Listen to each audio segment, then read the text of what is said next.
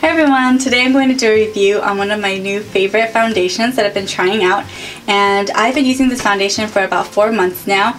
It is not a new foundation on the market. It's been around for I think a few years actually, but it's new to me and I'm just so glad I found it because it just has made my life so much easier when I need to cover up my scars or when I cover up any acne and things like that. So the foundation is a drugstore foundation, and it is the Revlon ColorStay 24-hour foundation for normal to dry skin. Now I know the one for oily skin has amazing reviews. Everyone talks about it, how it just has the most beautiful full coverage finish, but for me, since I'm struggling with adult acne as well as dry skin or dehydrated skin, I find that any kind of really full coverage, maximum cover foundation that I use that's geared towards acne, I guess, or covering acne, it's just way too dry and it always irritates my skin, especially my acne area here, and it just makes it a lot worse. And so I like to go for more of a moisturizing, foundation.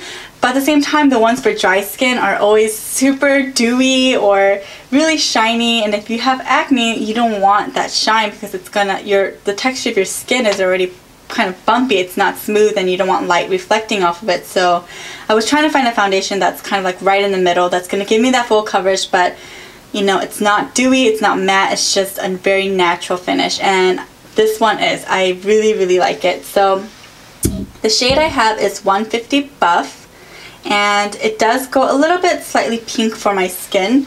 My chest area here is a little bit more yellow than my face. My face is a little bit more pinkish, but this one right now is slightly too pink for me. In the winter it's fine, but right now it's a little bit too light. But usually with bronzer, and by the time I do blush and all of that, it's fine.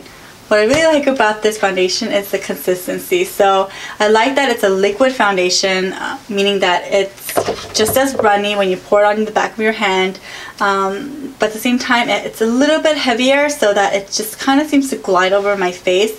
It doesn't dry me out. It just seems to feel really comfortable, and any areas of acne that I have that's a little bit dry, it just seems to kind of just smooth that over, and so I really like that. It makes it a lot easier when I'm doing concealer work.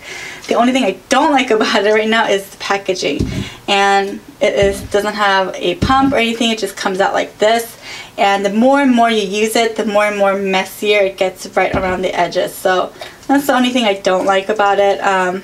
It always just makes me feel worried that one day I'm going to knock it over and everything's going to spill. So I would say that this foundation works pretty well with any kind of primer. I've used it with, Benefit's Professional. I've used it with Lorax kind of matte primer. I've also used it with Laura Mercier's like Radiant Glow primer. So any kind of primer that's like lotion based, silicone based, I find that this kind of layers on pretty nicely. Some of my other foundations, when I use like a silicone-y type of primer, it seems to kind of break up a little bit the foundation for some weird reason. I'm not sure why. I think it's just my skin doesn't really work that well with silicone type primers, but this foundation seems to layer on really nicely over that.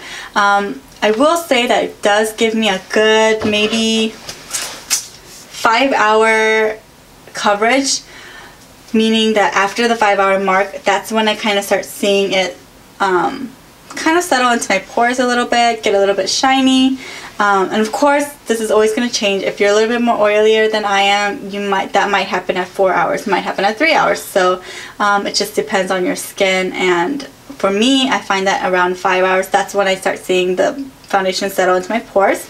But usually what I do at that time anyway is I will get, a little bit of Kleenex or toilet paper or whatever, and I'll just kind of press it into my skin. I don't rub, I don't move my foundation because I want to keep my coverage.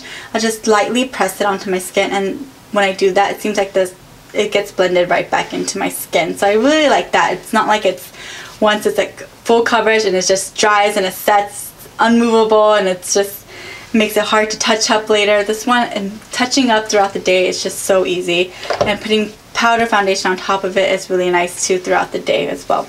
Now for coverage, I would say that this is probably a medium to full coverage foundation depending on what you use. I like to use a brush or my fingers, and so Usually with my fingers I get about a medium coverage, but with a brush I can build up to a full coverage. So I usually do 2 layers of foundation. So the first layer, what I do, because I have so much foundation right around the edges, I will just kind of roll the edges on my hand first, and then I'll apply that, and then I'll kind of tilt it, and then just, I don't want to spill anything.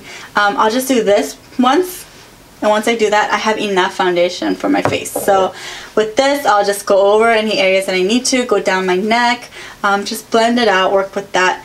And then whatever's left over, sometimes I'll use it and I'll mix it with my concealer, because I still feel like I need concealer even with 2 foundations. You're not going to get super flawless, you know, a face with this.